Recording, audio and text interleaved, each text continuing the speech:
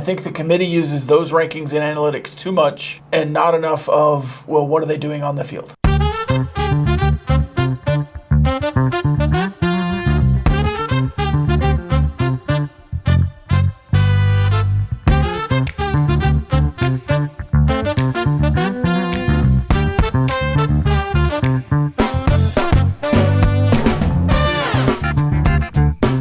Welcome into Red Raider Recon, brought to you by Cantex Roofing. I'm Clint Scott. He's Rob Bro. Today we'll discuss a big win over UCF, the bye week playoff implications, and Jacob Rodriguez's Heisman hype. But first, we want to remember not only a digital editor, not only a colleague, but a friend, Josh Foppel. Guys, I'm not dead. I just got another job. It's like he's still in the room with us. I miss him too, buddy. Can you get out of the shot?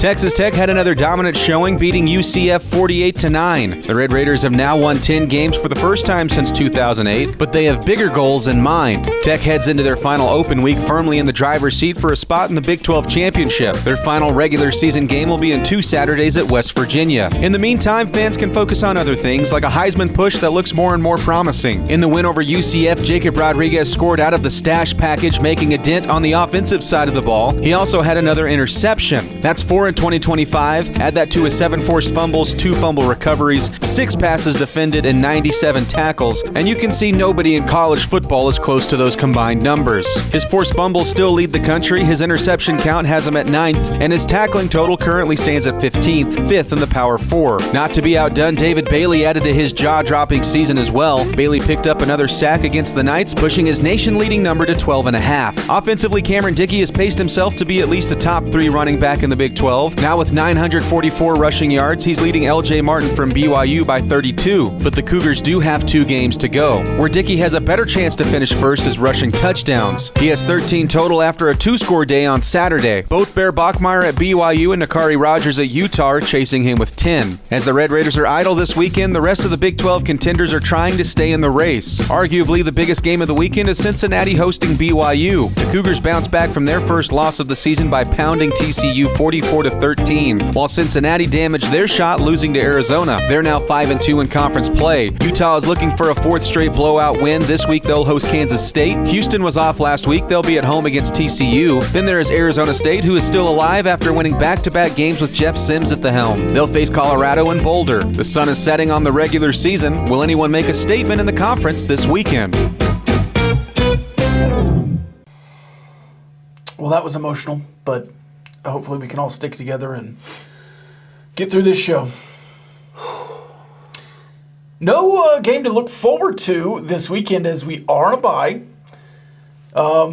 You talk about expectations from the preseason to now.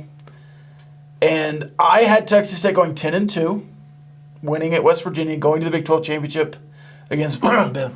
So I do think that you're right on, if not a little above the expectation. I think the offense is about what I thought it would be. I'm over the moon, you could say, about these 2 running backs. I think they've overperformed. I think the offensive line is about how good I thought it would be.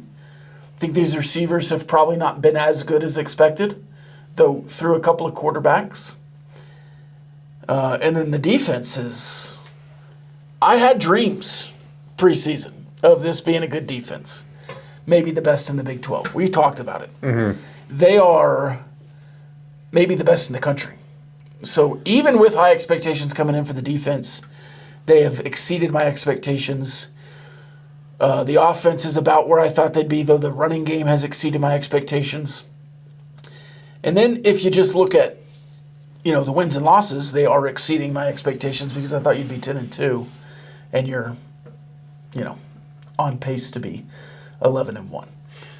How would you rate kind of your exceeding, not exceeding kind of expectation-wise? I don't want to be too boring and just say ditto or do the Christmas lights thing and just put it up next to this really bright lights and just say same and point that way. But same. I mean, because the receivers offensively are the one thing that I look at. And yes, it is unfair to some extent with just having a couple of games and a half without Barron. But still, I think that there's been some times where you've just had drops that obviously haven't killed you, but you could be even better. And maybe the offense as a whole, I think the way that I view it, with the running game being even a little bit better than I thought it would be, and maybe the passing game a little bit behind from what I thought it would be, it still rounds out to around where I thought your scoring average would be, certainly. And I don't remember setting any like red zone expectations, and so it's kind of cheating. Yeah. But I think if I had, it would be better than this. Yes. Yeah. And so that's, again, just trying to pick at some things there. But I'm with you. I mean, every fan base does this.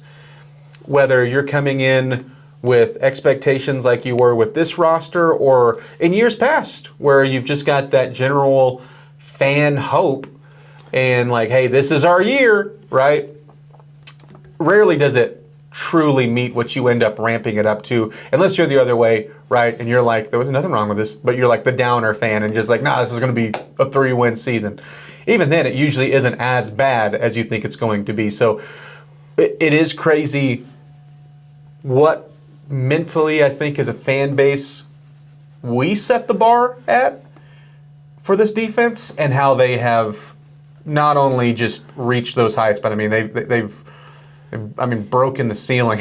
They're floating up above that. So and that goes for individuals and as a unit. And I think even because we talked about, hey, what maybe the secondaries were going to be some of your questions. Secondaries played, to me, lights out here in the back half of the season. All right, let's get into some 3 thoughts from last weekend and the UCF game and beyond for the Big 12. Excuse me. All of mine are about the UCF game. Okay. I don't have any broad Big 12 thoughts. The Big 12 slate this weekend, I mean, I could, say BYU surprised me, killing TCU as bad as they did. That was certainly a thought I had. TCU, I have some thoughts on TCU, Kansas State, and Kansas State same thoughts I had last week, that I think all 3 of those coaches, with Baylor included, are potentially on their way out in the next year and a half. But I'll stay with Texas Tech here and go with my first thought. First thought. My first thought is that Texas Tech has won 7 home games. They have a winning streak going back to the final home game last year. 8 in a row. The Jones is back. I like that. And I think with what you have built, and by the way, I still think building, which is not a knock for what you've done, but you have built and you're still building to be the best environment in the Big 12. And that's the goal. That's what the goal should be. Second thought. Second thought. Mitch Griffiths has a little something. I don't know if I don't think it's a huge drop-off between hurt Barron and healthy Mitch Griffiths. So if some things happen this weekend, which we can talk about, and I think a few of them we'll talk about in the Big 12 Whiparound, but a few of them are long shots. But if something crazy happens this weekend and you clinch this weekend, 100% Mitch Griffiths should start against West Virginia. My takeaway with it is, he gets the extra year back. Whatever the quarterback situation ends up being next year with Will Hammond and whoever you end up bringing in, by the way, apparently Sam Leavitt might be on the market. Who knows?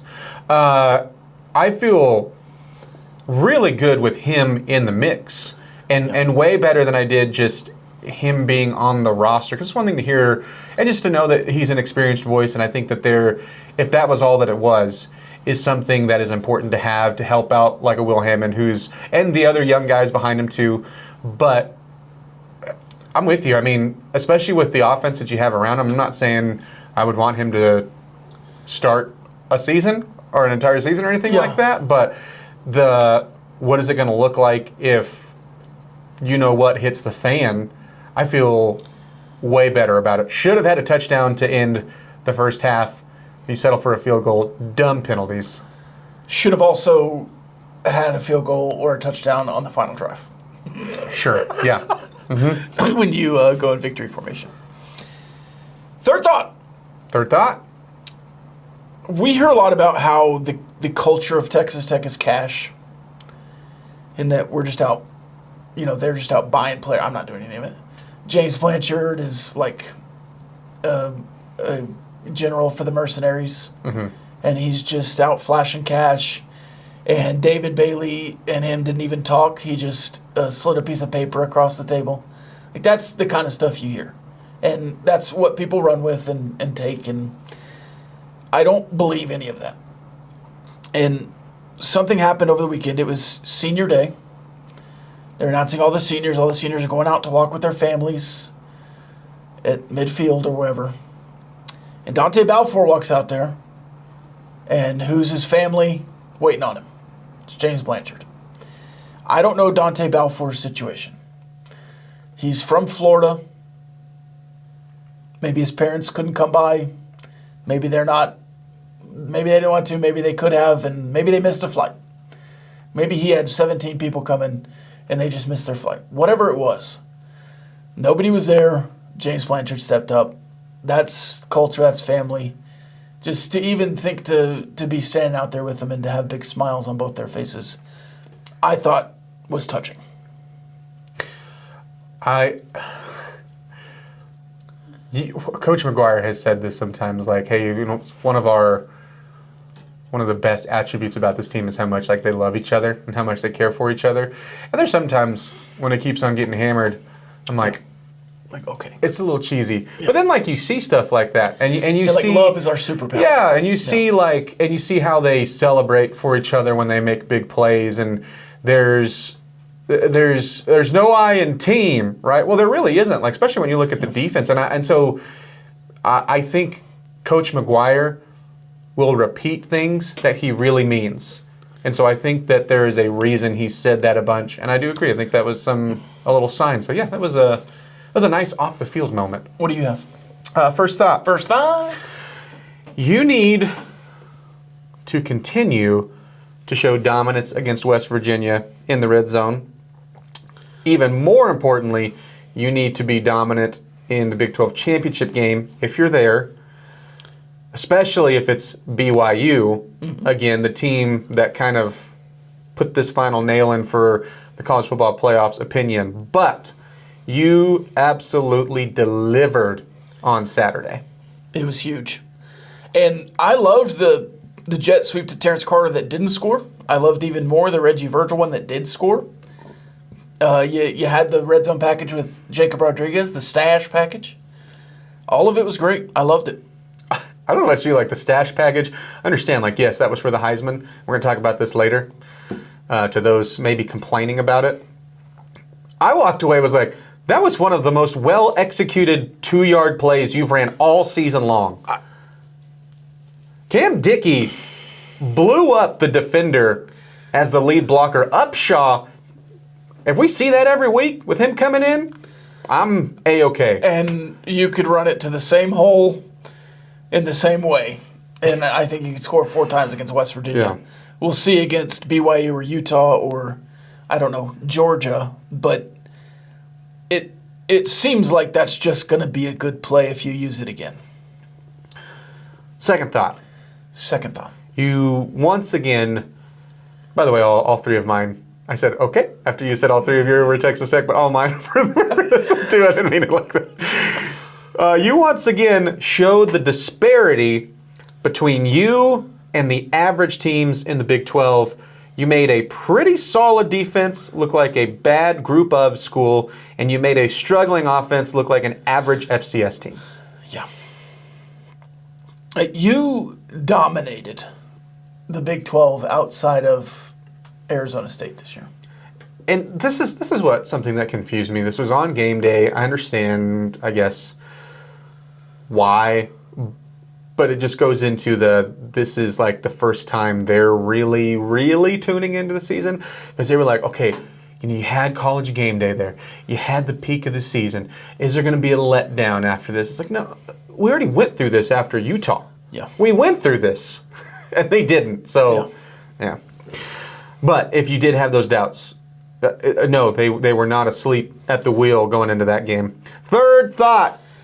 I think that's been the most impressive thing to me. Third thought. Oh, no, go on. Because this is new. And I agreed with a lot of what Nick Saban said in that game day moment, where he's like, how this is new for Joey. Mm-hmm. It's new for Texas Tech in a lot of ways. Certainly in the last 17 seasons, you've not been ranked in the top 10. Can you beat bad teams as you're ranked in the top 10? And you'll get another opportunity next week, this time on the road, this time in 47-degree wet weather, potentially. Did you see the clip of Joey McGuire from April? Yeah. Week 12, West Virginia Week snow. 12. Week 12. They're prepared. Yeah. I guess in its entirety, yes, that thought makes sense. Yeah. But I think this team has thought of themselves as a top 10 team all year long, so I don't think that mindset has changed. It wasn't the first time they proved it. It was just another example of them proving it. Yes. Third thought. Third thought. Several of your seniors made plays on senior day. Clearly Jacob Rodriguez, David Bailey, Lee Hunter, Baron Morton, Reggie Virgil. Just go down the list of these seniors that made to a lot of plays on their senior day. None made me smile more than Bryce Ramirez. It was awesome. The forced fumble and the recovery, for everything that he's been through, and what he means to that locker room. I don't know if we were grading the walkout hugs with Coach McGuire, but his was pretty tight. Big old bear hug. It was pretty tight. That was just awesome. There wasn't anything schematic or anything like that with the thought. It just, that one made me smile the most. Yeah. It's like, awesome. All right, I'm ready to overreact if you're ready to overreact. Always. With a win over West Virginia, Texas Tech is locked into the playoff. With a win over whoever in the Big 12 championship, Texas Tech gets a bye. With a loss in the conference championship, Texas Tech will still host.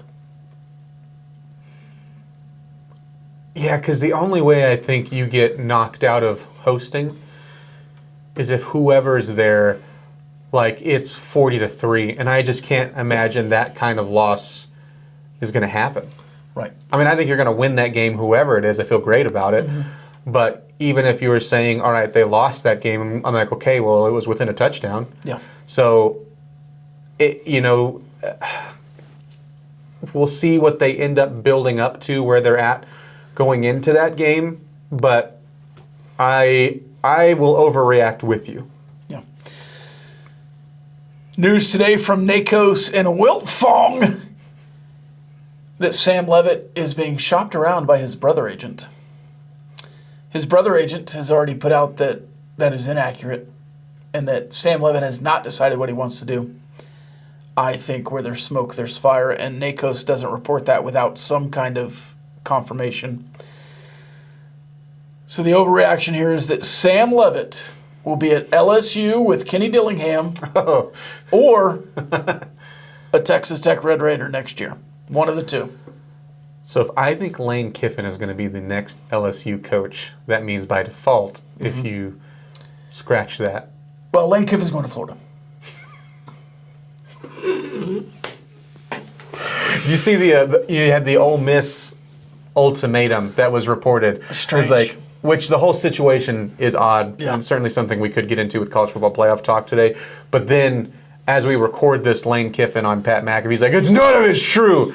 And it's like, well, why wouldn't it be? Because you're in the most, much like over here, if you're over there in Ole Miss country, they're in the most important season that they've ever had, because they've had some top 10 finishes, one of them with Lane Kiffin, but they've never been in playoff contention. So, I mean, this is where expansion helps them, but still, like, they're in play still to maybe get into an SEC championship game. It feels like they're a lock with just the Egg Bowl left. Even if they lose that game, it feels like they're in the playoff. And, I mean, you got to do what's best for you as a coach, but it's like the most Lane Kiffin thing ever for this to be a sideshow. Like the bigger story is, where is he going to coach next year? Not like, Ole Miss, pretty good. Yeah. And finally, recruiting rankings are an arbitrary scam and shouldn't count toward SP Plus, analytics, or anything else. It burns me up when I hear, oh, but the blue chip ratio is why Notre Dame should be in the playoff over BYU. Yeah. Or the blue chip ratio of Georgia or Florida is why that Ole Miss win was so important, because Florida has a lot of good players, even though they're 3-7. It's a scam. Did you see the Indiana kid who was a 3-star? Commits to Ohio State, and in the latest re-rank, he's a 5-star and the number 1 corner in the class.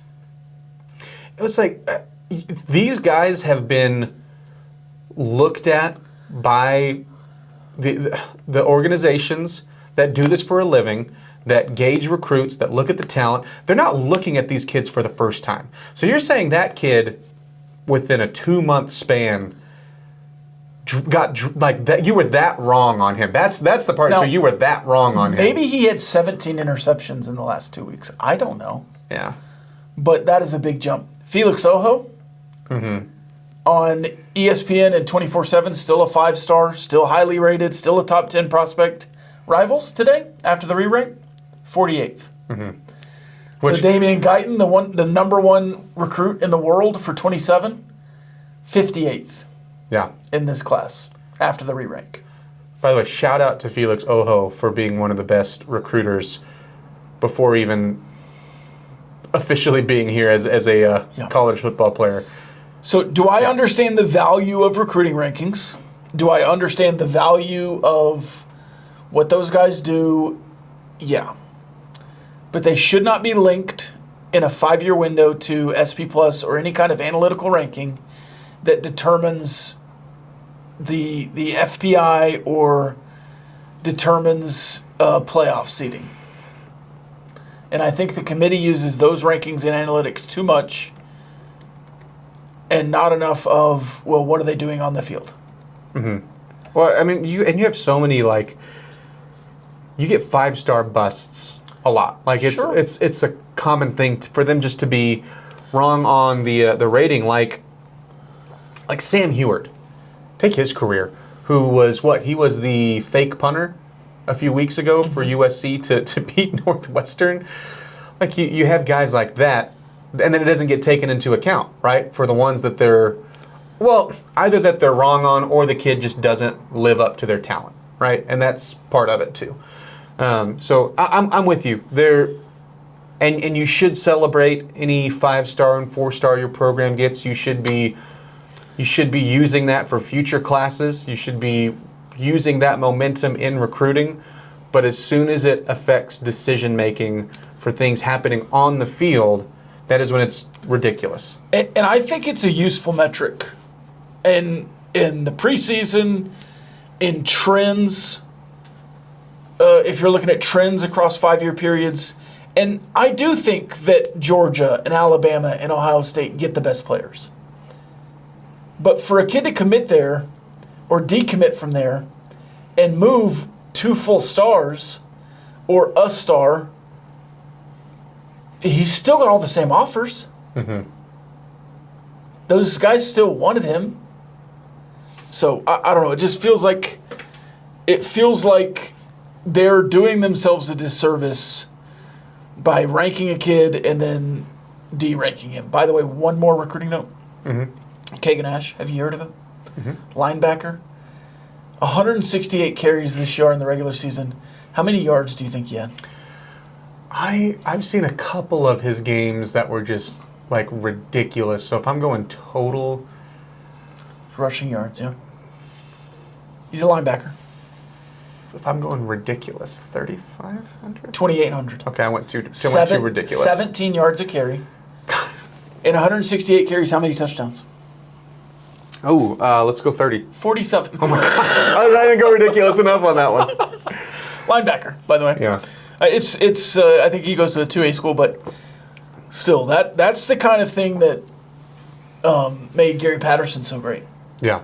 He was out recruiting quarterbacks and running backs and skill positions and putting them at safety and linebacker, and just made his hay doing that. And James Blanchard taking a page. Well, like, that's what it always makes me laugh. I was seeing not a lot, but when there was like early bickering of who should get carries, hey, we should see Adam Hill more and stuff like that. And the knock on him for people that didn't want to see him more is the 2A status. Well, you know who else was a 2A running back? Yeah. One of your main running backs. Jacoby Williams. Yeah, that's right. Let's cool it on that. All right. Speaking of running backs, my first overreaction is Cameron Dickey is going to win Offensive Player of the Year in the Big 12.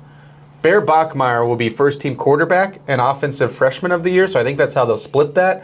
But Cam Dickey is not only picking up some steam on that, he's got deserving stats. Mm-hmm. And part of it, you know, like Sawyer Robertson, you could say, well, his numbers are crazy good. And they are crazy good.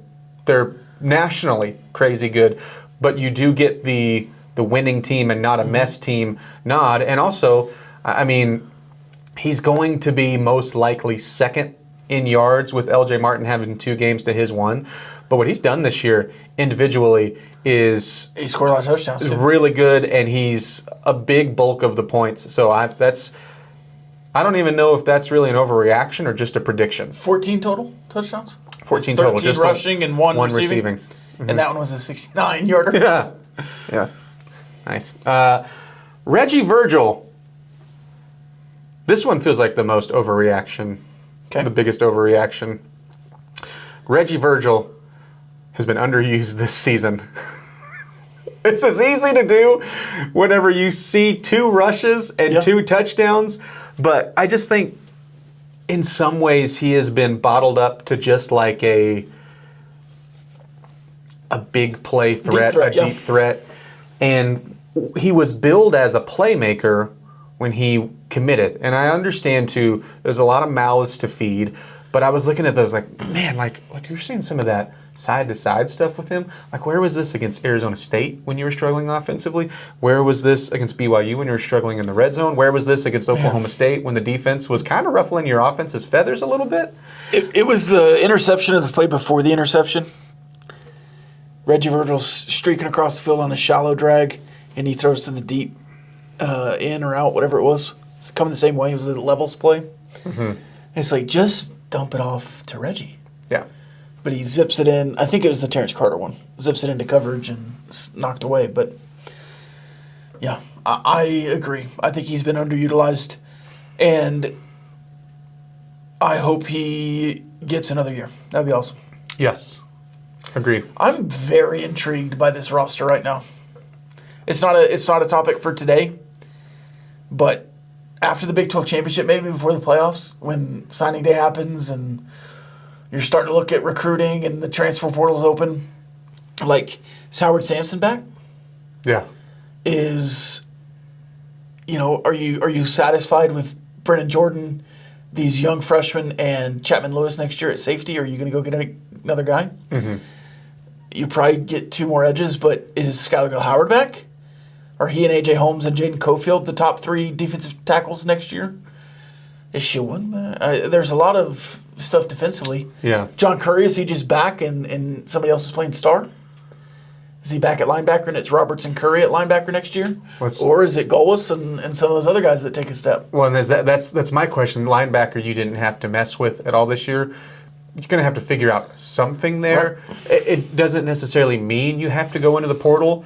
It just means decisions are going to have to be made when you're filling the shoes of a guy who's going to be on the side of your stadium one day. Right.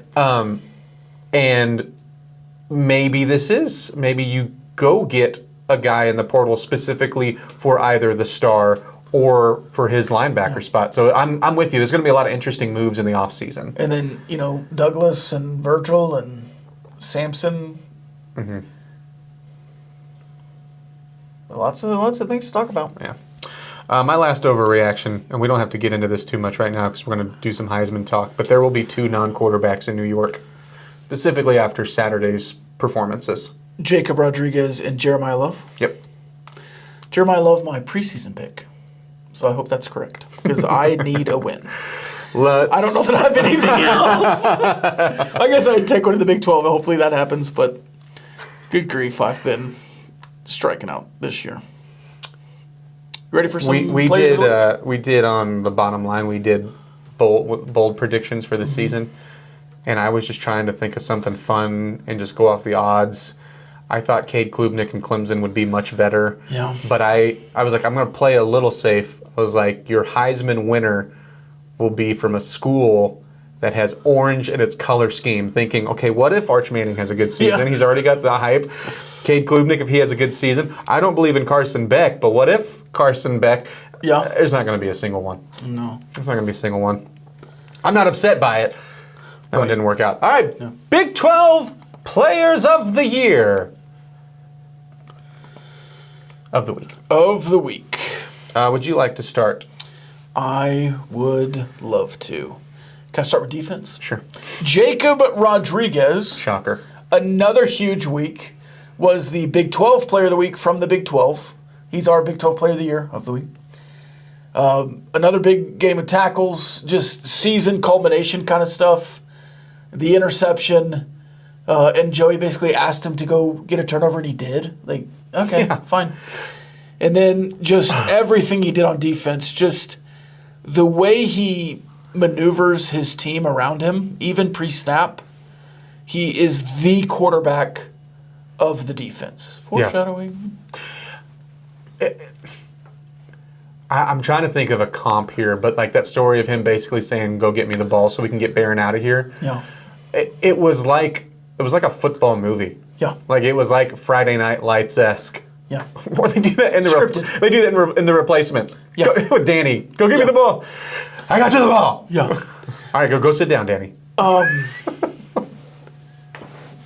Speaking of a movie, Emma ringing the bell, Yeah. the family out there, him doing the hat tip. If there is a movie someday of Jacob Rodriguez, whatever he does in his future and all that stuff's going to be in there. It's What season are they Pretty in awesome. for Landman? yeah. He's gonna go into the oil business, and that's gonna be his intro. Yeah. My defensive. By the way, we should have at this point, like looking back. If I saw that in a movie, and they were doing a Texas Tech senior day, and the quarterback had a cowboy hat on, I'd be like, this is so cheesy. This would never happen. And then Jacob does it. I'm like, oh yeah, that's awesome. Like that's so cool. That's funny. This is the greatest thing that's ever yeah, happened. right. I feel like looking back doing this award, by the way, we should have just like stopped using him and just had Josh every time put a picture of Jacob Rodriguez here and it just gets bigger and bigger as we Big talk 12. about whoever is on the side. Yeah. Keith Abney from Arizona State. I do think that there were some other deserving ones that should get nods, but Keith Abney for Arizona State had the biggest of, like Tanner Wall had a big interception in that game, which, I mean, BYU pounded TCU. Speaking of foreshadowing. Pick six. But Keith Abney's game-sealing interception versus West Virginia, by the way, 2 other passes defended, 4 tackles, had a really good day. That not only was an important play to end that game on 4th and 4, Game ceiling, yeah. but it was an important win for Arizona State because they're not Massive. all the way out of the mix, which is just crazy to sit here and think, well, like, look, they have Colorado, winnable game, and then they have Arizona, which is a rivalry game, and What are we doing in rivalry games? we throw everything out the window and it's a rivalry game. I think Arizona has picked up some impressive wins, but I don't see them blowing out Arizona State with the Sun Devils defense right now because they're still playing well despite a bunch of injuries. But also I think it was impressive because West Virginia I'll label it, has found something promising. We talked about this last week, and this is something to note for you in a couple of weeks. Scotty Fox Jr. is, again, I'll stick with the word promising here, is doing some nice things at the quarterback spot, and that has immensely helped their offense just to have a guy that they can trust and lean on. Yeah. And he can run, and I think he's surprising through the air of what he can do. So I thought all of that together, Keith Abney gets the nod for me there. Offense? Jacob Rodriguez. One snap, one touchdown. He was perfect. Did his job. He had 2 great celebrations. What is this? What is this one? That seems like some kind of anime thing. Or WWE. It seems more WWE. Someone did that, didn't they? Well, The Undertaker. Or he did that. But I don't know. I don't know.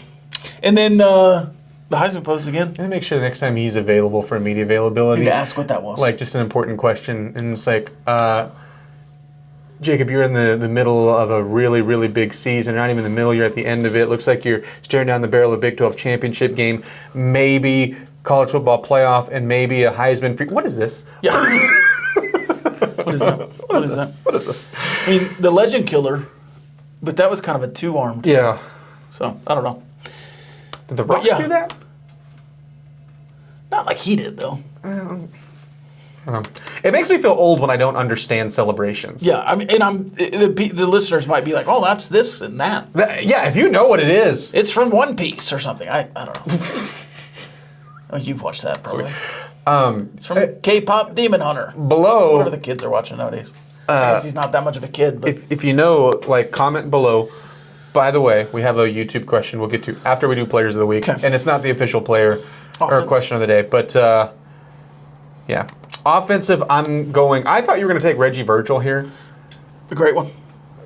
What a massive day for him. Yeah. But just to give a little more flavor, different flavor, I'll go with the young stud quarterback, Bear Bachmeier. 23 of 33 passing, 296 yards through the air, 10 carries for 59 yards. Passing touchdown, rushing touchdown. They smacked TCU. If you were like, hey, what's that response going to be like for them? Like, did that loss on national television where they scored 7 points, is that going to break them the rest of the season? I was asking on Optimum Game Day Live, is BYU going to repeat what they did last year where they just fell apart? Now, they still got a couple games to go. Right. But the first answer was not a chance. A resounding no. They hammered TCU. And TCU also had an opportunity to bounce back and did not. And the TCU worry warts are growing by the day. Yeah, I would also be worried if I was a TCU fan. I would be too. So just real quick from Tech Tiger 38, I thought this was a funny question. Okay. Quick question, and I'll hang up and listen. I've been an avid sports radio listener for years. Up to this point, the term waxing poetic has never entered my radio waves. Now I hear it every other day. Is it like 6, 7 and gone viral? I don't know. I've used that for a long time. So maybe he's heard me say it multiple times. I did use it on the last podcast at least twice, maybe. You use it more than anyone else that I know, but I wouldn't say it's like at... I'm not saying he just hears me saying it, but... Like you need an intervention. Like you can't stop Right. saying waxing poetic. Like, do you remember when our good friend Josh used to say, what was the thing he always said? He always, You would ask him how he's doing. He'd go, "Oh, killing it." he would do that a lot. I don't know if that's what you meant. He also did the wow. But no, we were talking about this the other day with him, but right before he what was he always? Anyways, there's one thing he always said that I can't remember. It's like we're already forgetting him. We can't do this, man. We got to remember Josh. We're gonna meet once a week. Just to go over the memories. On principle. Yes. On principle. He used to always say that. Water, no ice. Yeah, on principle. On principle. Jacob Rodriguez. Tease this in the overreactions. Will he be in New York? I mean, based on what I had in my Players of the Year of the Week, both Jacob Rodriguez, I obviously think he should be. He has forced 7 fumbles and 4 interceptions. Now, those are not true turnovers. but 11-ish, right? Yeah. He also has 2 recoveries, 11 turnover-worthy plays. Ohio State, 11. Mm-hmm. There are schools in the top 10, including Ohio State, who's number 1, that are right around his turnover-worthy plays. He is doing things by himself within the team that nobody else is doing. Tackles-wise, he's right up there with all the other linebackers. Not like leading. I think there's a kid from Buffalo maybe that's leading. Mm-hmm. There's a safety at Buffalo who has like 120 tackles or something. I almost forget his name. Murdoch? Murdoch, yeah. Now, there are certainly other great linebackers that are doing things, but nobody is doing everything that Jacob Rodriguez is doing. We have a very, leading into a similar thought, because I'm looking at it on the other side. Because if I'm projecting, my predictions here of who I think will actually be in New York, my overreaction is that there would be 2 non-quarterbacks, and I think Jeremiah Love will be there, and I think Fernando Mendoza and Julian Sand are the picks to be there. I think Fernando Mendoza will win it. I'm not going to look at this from the angle for Fernando Mendoza, because he has the touchdowns and is leading one of the best offenses and things like that. And as I say this, it's not that I don't think Jeremiah Love or Julian Sand have had great seasons. I think there are guys that have had comparable, if not better, seasons on the Power 4 level. Start with Jeremiah Love. Well, and Caleb Downs. Sure. His name? No. What's the receiver's name? Jeremiah, you just killed me. No. The two wide receivers at Ohio State. Caleb Downs, right? And Jeremiah Smith? Yeah. Yes. Yeah, you had it right. So I also wonder with Julian saying, are they going to Crabtree and Harold themselves, and those 3 guys get Heisman votes and not be in the mix because of that? Sure. And I think he's still going to be in the mix because... Sure, and he probably deserves it. He is the ultimate quarterback on the best team award. Yeah. And I don't think there's anything wrong with that. I'm just saying, when you look around... Actually, I want to start with running backs. I was starting there. Threw me off. My bad. Kawan Lacey has had a better season than Jeremiah Love. Mm-hmm. Ahmad Hardy has had a way better season than anybody, but he's on Missouri, and again, the total team thing is going to hold him back. Right. And then you get to the quarterbacks, and for saying, if you're looking just on the Power 4 level, there are 11 other quarterbacks that I think have comparable, and to some, I would lean towards Marcel Reed. That's just me. And I think he is 3rd in the odds, so it's getting more and more for him. And as much as I was how are you going to lose this game, it turned into, it's Marcel Reed. He came back and led this huge comeback against South Carolina. Fire Beamer. I bring that up because you're looking at comparable.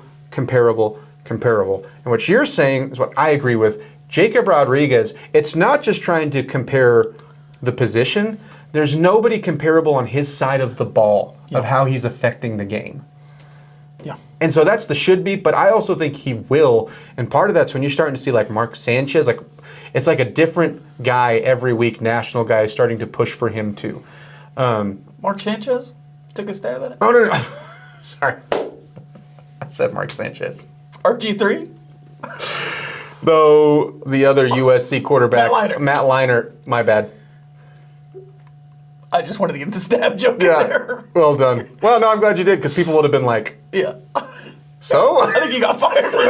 That didn't help him. Yeah, Matt Leinart was the latest one, but you're seeing... former Heisman voters and winners, probably current voters, former winners, are stepping out and saying, this guy is really good at football. Mm-hmm. And if you talk about being the quarterback on the best team, like saying in Mendoza, is he not also the quarterback on the best team? Right. Because you start looking at top 3 defenses, there's a lot of stats and numbers. Stats are for losers, but there's stats and numbers that say Texas Tech is a top 3 defense nationally. And who's the quarterback of the defense? And who potentially is 11-1 and top 5 in playoff seeding this week? Hopefully. Well, yeah. And even if they're 6 again. There were some a lot of people that don't want like a rival, well, don't call us a rival teams over from other conferences that saw the Jacob Rodriguez touchdown. That was something that Coach McGuire talked about on his pregame show. Didn't mean it was for sure going to happen. Obviously, you can fast forward and it happens on the second drive. They were like, oh, he just did this for the Heisman, huh? Yes! That's what you have to do with a defender. This is how ridiculous the award has gotten. Yes, that's what you have to do. Yeah. And it's in the same game that he gets another turnover. Like, he adds to his turnover total. It's just... Those people are killing me. It's like, yeah, they're doing that because they have to. They're not doing it just for funnies. Those people. We know one. I don't know if he watches this, but he might. I could tell him tomorrow. So yes, Jacob Rodriguez, and I think the hype is real. I think the hype is growing. You see it more and more. But the next question is, on this defense, is he overshadowing other guys who are having great years? Cole Wisniewski, Romello Height, David Bailey. And that's really where you're landing on award season and all of this, because nationally maybe he's getting the hype, but locally it's all on Jacob Rodriguez right now. I would say it's hard not to, because, again, going with the theme of how ridiculous it is to get even a defender like Jacob Rodriguez that is just pouring out mind-numbing stats, what it takes to get that guy there is publicity. Mm-hmm. And so you're having to pour every ounce of publicity that you can to get him to New York. And I think I think it's important because it's such a rarity. And not just for you, but obviously with college football, because you just don't really have true defenders there, and you certainly don't have the linebacker spot there. For the most part, it's pass rushers and then the one dominant interior defensive lineman with Sue. And so when you're able to like count these things in the last 2 decades on one hand, you understand it. But in some ways, yeah, it isn't all the way fair, because like you look at David Bailey, he's going to be a Big 12 first teamer. He should be, I don't know how he's not, a first-team All-American. Mm-hmm. He's going to be a first-round draft pick. Probably, if not, go ahead and lock it in the first Red Raider to have his name called in the draft. That's a lot of firsts going on that list. And not only is he the sack leader in the nation, he's also tied for first in the country with total tackles for loss with 16. And then you get into it, total yardage loss with what he's done, leads the country 121 yards lost from just him. That's crazy. Yeah. Crazy. No one else has tackled over a football field's length of tackles for losses, by the way. And so, like, he's going to get, like, he's a finalist for the Lombardi with Jacob Rodriguez, 2 of 4, by the way. He is a semifinalist right now as we talk for the Bednarik. And like I said, he's going to get the other accolades. So it's like he's going to get his due, but it's going to come all at the end. And there's, every time you bring him up, you know, everyone's going to go like, yeah, outstanding player. He's also but overall, like, that story is just getting overshadowed. He's also going to get his due in the NFL draft. Yes. Because Jacob Rodriguez is getting all the hype right now from the Texas Tech media machine, and they're still pumping out David Bailey clips and stats, but not to the same effect. And certainly the fan base is all on the mustache train right now. So I do think that David Bailey may be getting a little bit overlooked, but PFF grades, oh yeah, getting love. Award committees, getting love. Senior Bowl staffs, very high on him. Really solid draft buzz. I mean, you basically see consensus top 20 pick right now for David Bailey. Yeah. And I saw a draft analyst the other day say the next Micah Parsons level pass rusher in the NFL. I think he's more of a Von Miller. I don't know if he can wreck the game like Von Miller did. Von Miller got, bigger, badder when he left A&M. He was big and bad at A&M too, but, you were on that Von Miller pace, David Bailey was for a while.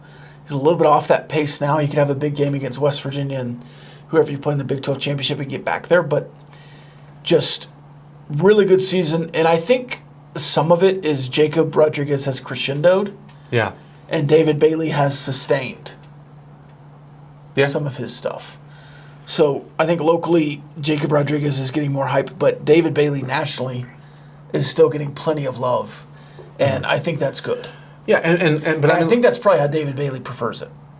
Yeah, I think so. And like how you phrase that question, because you can go down the list of guys who've, like, you're having to catch up and be like, hey, have you seen Lee Hunter? He means a lot to this defense. Yeah. Like, have you seen what Cole Wisniewski has done this season? Because And he's really broken out, I thought, in the last 3 Yeah. games probably. Yeah, agreed.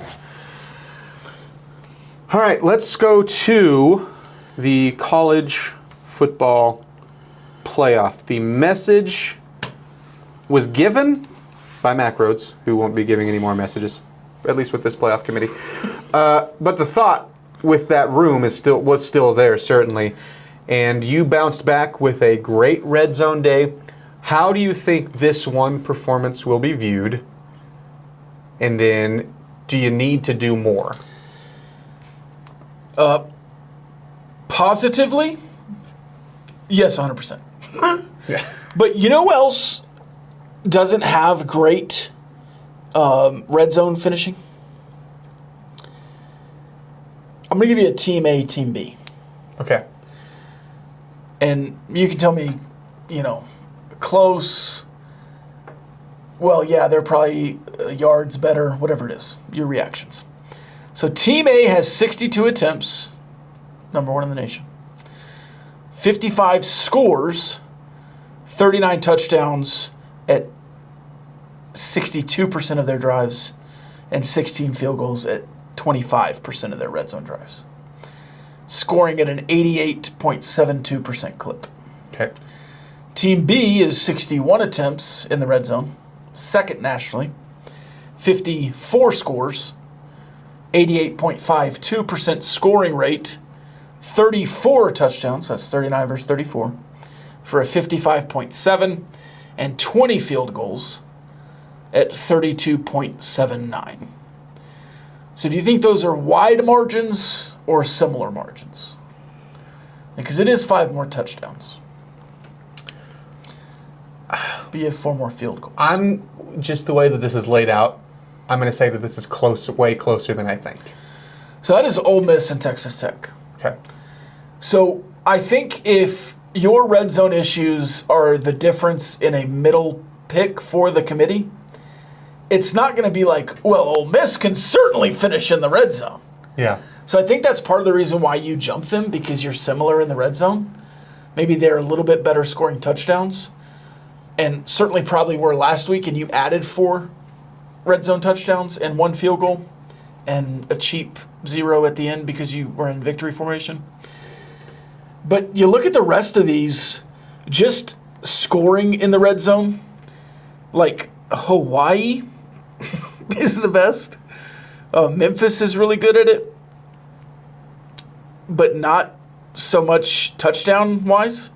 Utah is the best at getting to the red zone and scoring touchdowns, but they have 44 attempts in the red zone and 35 touchdowns. That's 80%.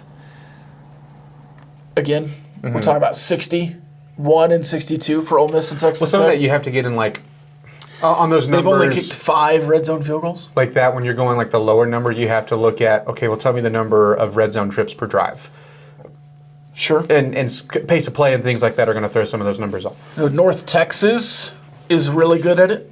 Did you know the AAC, the AC, whatever they call it now? The air conditioning. Do you know their tiebreakers? I do not. If there's multiple teams tied, they just send the team with the best chance at the playoff. I don't hate that. So it's the highest ranked. It's the highest ranked team is in the championship game. Look, I don't hate that. So North Texas is in a good spot. And I really don't hate it as someone who wants the group of 6 spot to always be there no matter what happens with the playoffs. So you as Texas Tech at what was it, 55% touchdowns right now in the red zone. It's at 99th. So yes, there are some issues there. Yes, what you did against UCF helped. But I don't think they helped enough to say, all right, yeah, those issues are over. So the whole point of that is because they were going to, or at least in their words, you could have been a 4 or 5. Well, you should be, as we record this, you should move into that 5 spot. Should. And then if you're looking at the shoulds, what got you there was the defense. That's not going to go anywhere. If you just dominate the next game, win the next one, preferably dominate again. Sure. Who knows? Yeah. The other side is you should be able to move into some of that spot they said they would put you in from other teams losing in front of you. Because you don't know what's going to happen with Georgia. You don't know what's going to end up happening with Texas A&M in the SEC championship. But you would think one of those two is going to have to move back. And then if you get to maybe an undefeated Ohio State and an undefeated Indiana, this is where if it's a close game, I could totally see them going, hey, winner, you're the 1, loser, you're the 3. But I could also see them going, winner, you're the 1, loser, you're the 4. So if you keep winning, the way that they have viewed you and the respect that I do think that they've given you, isolated you, not the Big 12, you should be able to just naturally progress through that ladder, and then the red zone stats don't really matter. Now, score in the red zone, that's the biggest takeaway. Score in the red zone. Take the steps that you took from UCF and just keep going as the season progresses. But if the whole point of that was this is where they're putting you in the field, if you just keep winning, you've got I would say a higher than lower shot of getting a bye. Yes. Yeah. Speaking of which, does the Oklahoma win over Alabama shut the door on an at-large bid for the Big 12? Not as much as a Texas win over Georgia would have, but probably so. I think 2 or 3 weeks ago, I sat in this chair and my overreaction was that I think it's more likely that 3, after the initial rankings got in, than 1. I'm completely flipped. Yeah. I think it's actually probably most likely now, I was at 2 then, it's most likely now that it's just a 1-bid league. Now, the scenario is still out there that if BYU gets the automatic bid, then they would get into the playoff, but you'd probably still be ranked higher. Like, you wouldn't drop to 10, I don't think.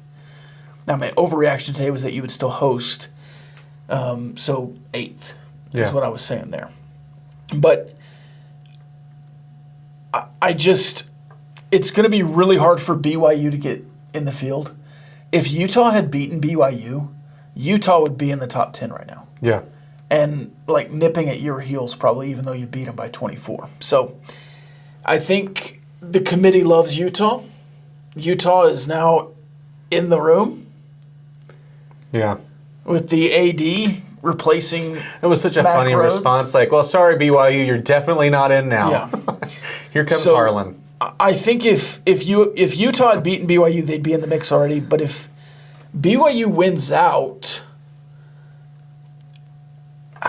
like Texas shouldn't be in based on what they did against Georgia. But if they do beat A&M, and A&M's beatable, South Carolina should have beat them, I don't know. It could still be that Texas gets in. I think OU right now is in. It's just going to be hard down the stretch with what BYU has left with what I think Cincinnati's going to be a good win. But I don't know. It just feels a little interesting. Who in the field right now in line? So like take out the ACC champ and the Group of 6 champ. Yeah. If you're looking at, I think BYU has a better resume, or if it's Utah, I think Utah has a better resume. Who should be kicked out? Well, here's the issue. Notre Dame, I think, is locked in because of their remaining schedule. I don't think they'll lose. And the committee's going to put them in. They should be the final at large, but that's beyond the point.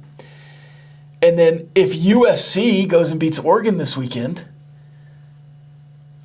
like, do they just replace Oregon? So this was my thought.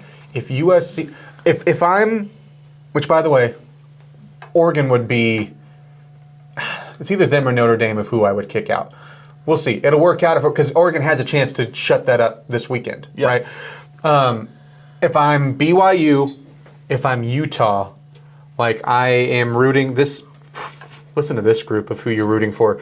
You're rooting for Missouri without their starting quarterback, or LSU, fired coach, mess of a season right now, them against Oklahoma.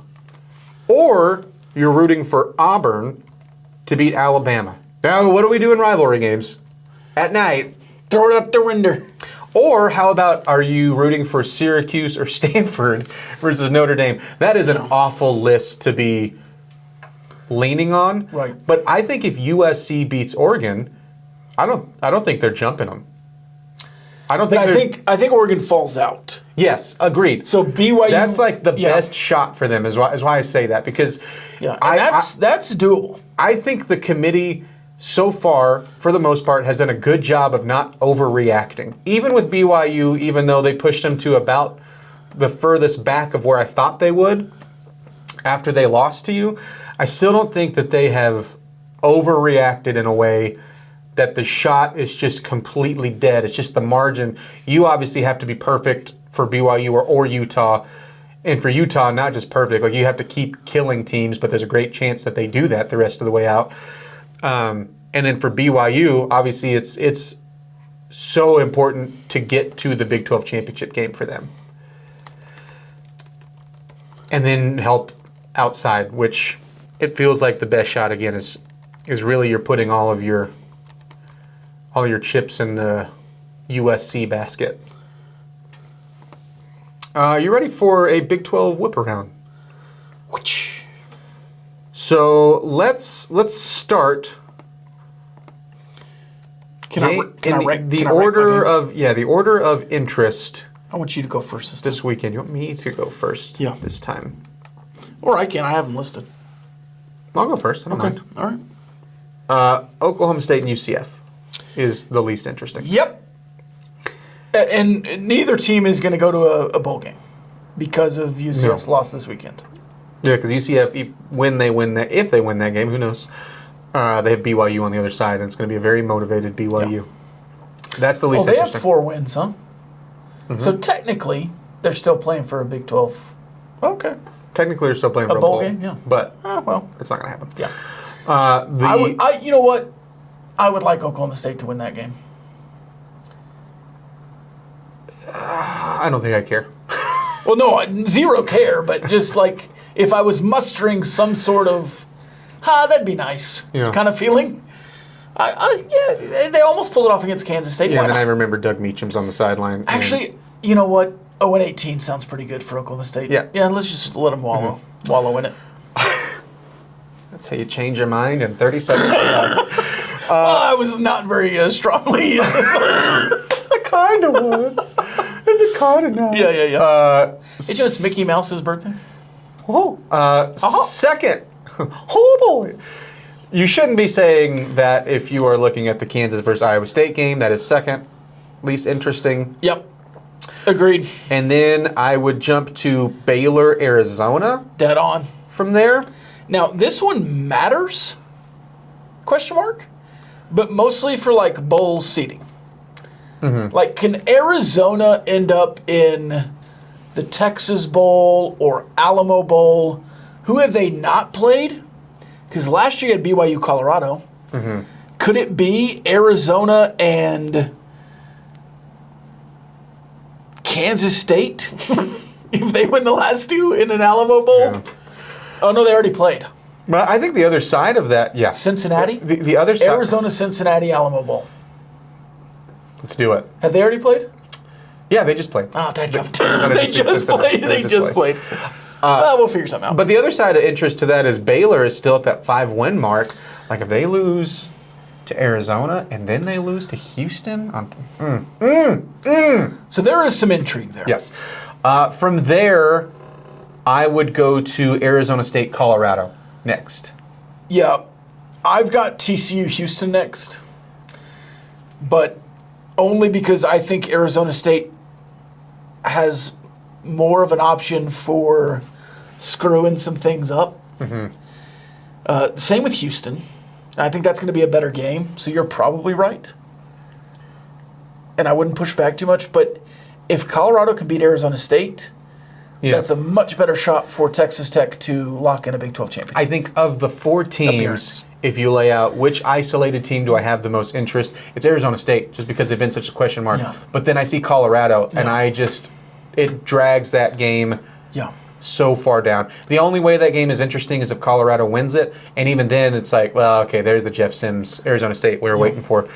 But for Big 12 championship implications, it would be massive if Colorado won for Texas Tech. Because then with the BYU win, you're locked into the championship game, and West Virginia doesn't matter. Sure. And then, so we would just be flipped here because... It does matter for the playoff, but not for the Big 12 championship. We're flipped here just because I want to see if Houston can tick off TCU and Baylor on the way out. Oh my gosh. That would, if you said who was the, and I think they're already there. Beautiful. But who's the second best Texas Big 12 team? And you go, it's Houston. This year. It's so funny. It's Houston. It's so funny. Yeah. And so that game would be next for me. And then I would go Utah, Kansas State. Yep. Even though I think Utah is going, have you ever seen a team throw up the white flag in a win? Because Kansas State just did that against Oklahoma State. Yeah. I'm more interested to see how much Utah can win this game by. They might win by 50. And they need to. I mean, they need to continue to just bury teams. And then the easy one here is BYU Cincinnati. Yeah, it's basically a play-in game. If Arizona State wins, it's a play-in game for the Big 12 championship. If Colorado wins and BYU wins, I think it's like locked in. BYU still needs to win next weekend, but it would be Texas Tech waiting on them. It is basically a play-in game, though. I don't believe in announcer, talk show host, podcaster jinxes. But if I did, I cursed Brendan Sorsby. The last 2 games, the worst time of the season to have just nothing burgers were the last 2 weeks, and especially against Arizona. You could survive with the one against Utah because Utah's killing everybody. But Evan Pryor being out shouldn't have made that much of a difference, and they also had a couple, so like bitten by the injury bug a little bit because Caleb Goody and Isaiah Johnson were also out of that Arizona game, but still you still had your top 2 receivers, and you still had Joe Royer and Tommy Walker. It was just horrible timing for Sorsby. So can that Cincinnati that we've seen earlier in the year, can they pull off now, to me, an upset at home? Yeah, I hope the play-by-play guy for Cincinnati does not have a speech impediment. Royer and Tawi Walker? That would be... Joe Royer, Tommy Walker. Whoa, yo. Go ahead. Rocker. All right. Raggy. Do your shaggy real quick. It's a better Scooby.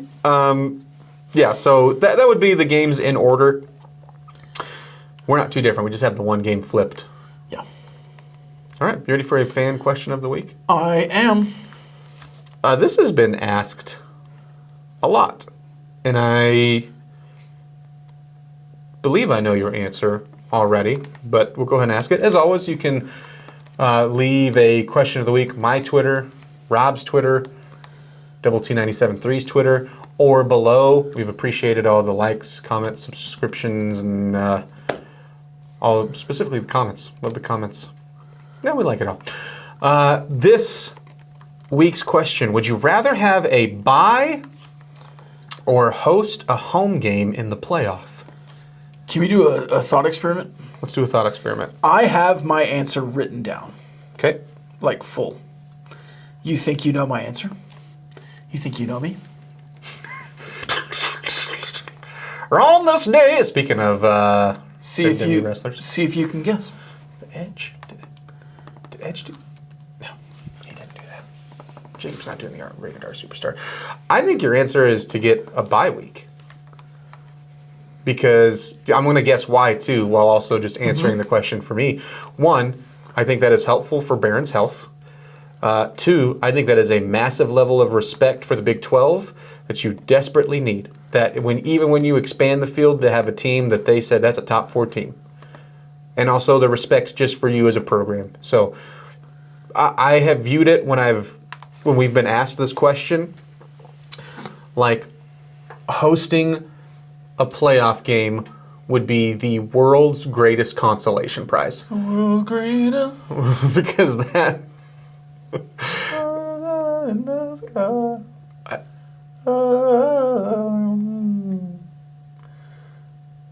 I don't know what you're singing. R. Kelly? Oh. I don't think we can sing that anymore. My bad. Josh, your final editing, so we scratch that. You can get rid of that. Will you blur Rob? We do not listen to R. Kelly anymore, just for a fact. We gotta separate the art from the artist. I still listen to R. Kelly. The environment for It's got that a great game. catalog.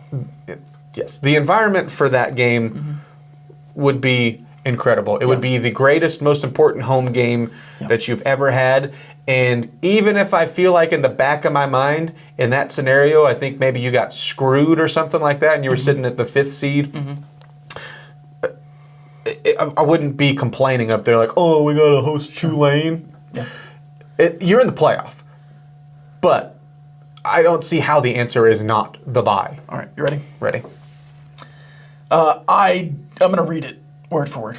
I really do not care, but my preference is to host.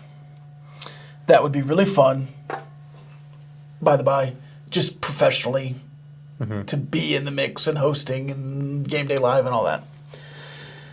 The teams on a bye went 0-4 last year, but the seeding is different this year. Texas was favored over Arizona State by 12.5. That was a double overtime game. Penn State was favored by 11 over Boise State. That would not be a matchup in this year's playoff unless North Texas beats the 5 seed. Notre Dame was favored over Georgia by 1.5. Won that game. And Ohio State was favored by Oregon. Oregon got the bye for winning the Big Ten. They were favored by 2.5. So those host top 4 seeds went 0-4 in that scenario. I don't think those 4 would have been the hosts or bye teams. So they wouldn't have. In this scenario, so it is a little different. But yeah, I would prefer to host, I think, at this point. Now, if you're the 5 seed and it's North Texas, I think that'd be a little bit of shades of ACU last year. Just those guys were here. They made the playoffs after they left. Eric Morris, former player coach, is familiar with the Jones, maybe not as it is now, but certainly as it was in 2008, which was probably the peak of the pirate ship, they called it back in the day. So I really don't care. Spot the ball. You're in the playoff. Wait, what are we doing here? Kind of thing. Like, yeah, I want to be in the playoff. I don't care where you are. Spot the ball. My preference would be to host. And it would be to host. So I was wrong on my guess for you as I gave my answer. The ACC or, I like 5-6, and then you're a big favorite. Now, does it hurt worse if you lose that game? Sure. Would I like to just extend without a playoff victory your home winning streak into next season? Yeah. Would I complain that you're not hosting? No. If I had a preference, it would probably be to host. I guess the other part of that, even though I just said, no, I wouldn't be complaining as you were describing it, my brain's like, what happened that you weren't in the top 4? What happened in that scenario? Right. Because the back end is, in my mind, was like, okay, well, if you're hosting, you didn't win the Big 12 championship game. Right.